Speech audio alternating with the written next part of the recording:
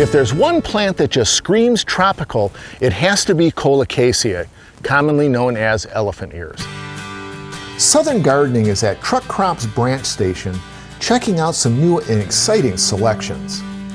There's something about the tropics that produce plants with large coarse leaves that make a bold statement in our Mississippi landscapes. Colocasia check all the boxes with their big leaves and big texture.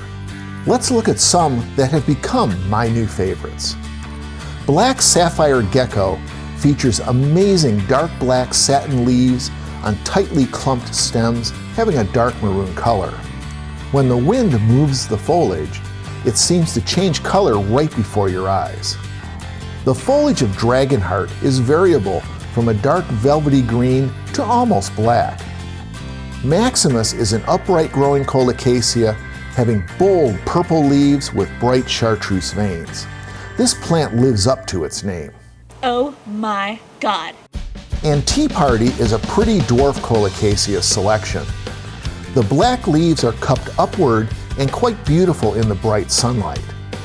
An interesting feature is that Colocasia readily produce pups through the year. This is how the plant produces new plants. Be sure to grow in the full sun and provide consistent soil moisture. In fact, they can be grown in standing water. If you can't make it to the tropics, just plant some of these tropical Colocasia in your garden. I'm horticulturist Gary Bachman, and I'll see you next time on Southern Gardening.